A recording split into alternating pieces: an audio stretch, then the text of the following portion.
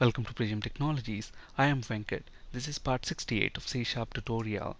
In this video, we'll discuss making method parameters optional using method overloading.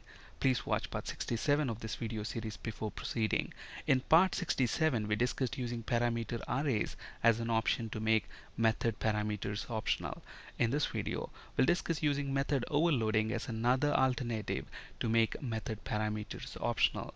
We'll be using the same example that we started in part 67, that's a function to add two or more numbers. Let's flip to Visual Studio. So if you look at this class program, I have this function add numbers. Look at the parameter list here. At the moment I have got three parameters. The first two parameters are of type integer. So these parameters are going to contain the numbers, the first two numbers that the end user want to add. And the third parameter is of type integer array. So if the end user wants to add more than three numbers, then all those numbers are going to be part of this integer array. Okay, and look at the implementation itself, which is very straightforward.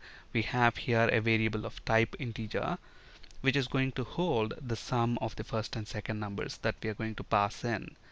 And then if the end user has passed in more than two numbers, they are going to come into this array. So what we are doing here, we are checking, okay, if rest of numbers is not equal to null, then we know for sure the end user has passed something into this parameter. Okay, so in which case we loop through each number within that array and then we add that to our result variable. Finally, we print that out. Okay, so now at the moment if I invoke this function, look at this, when I say add numbers, then I have to supply arguments for the three parameters. Okay, look at this, if I just specify the first two parameters, first and second number, the moment I do that, look at that, I already got a red squiggly there. And look at the error message, what does it say? No overload for method add numbers takes two arguments. So we don't have overloaded version of add numbers which takes just two numbers. I only have one version of add numbers and it takes three parameters. Okay, so obviously if I want to add just two numbers, I pass the first and second number. For the third parameter I can simply pass null. That's fine, this is going to work as expected. But I really here the third parameter is not optional. You're passing a value of null.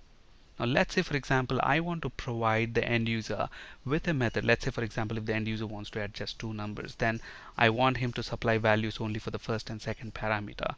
Okay, so how do we do that? We can make use of method overloading as another alternative. So I'm going to copy the signature of this function that's already there and let's paste it there. And then what I'm going to do, so this is the overloaded version which is going to allow the end user to add just two numbers, first number and second number. So I'm going to get rid of this third parameter from there. Okay, and then what I'm going to do, I'm going to call the function like this. So copy it, paste there. So for the first number I'm going to pass whatever is going to come into this function as a parameter, and second number is going to be that one, and for the third parameter I am simply passing null. Okay, so now when I actually try to use this function, look at this, the moment I open parentheses, look at that, it says I have two overloaded versions of this add number, the one which takes two parameters and the other one which takes three parameters. So if the end user wants to add just two numbers, I can do so, 10 and 20. And then I close the parenthesis. Look at this, now I am not passing null. I'm just specifying the two parameters, the arguments for the first two parameters. So I'm using this overloaded version. So obviously if I run this, the output, which is 30. On the other hand, if the end user wants to add maybe four numbers, then I'm going to use the overloaded version which takes three parameters, and the third parameter here is an integer array. So I can create an integer array, new integer, and then let's say I want to add 30 and 40. I just pass it like that, run that, and you should see the output of those three numbers, I mean four numbers. Okay, in our next video we'll discuss making method parameters optional by specifying parameter defaults. On the slide you can find resources for ASP.NET, C# and SQL Server interview questions. That's it for today. Thank you for listening. Have a great day.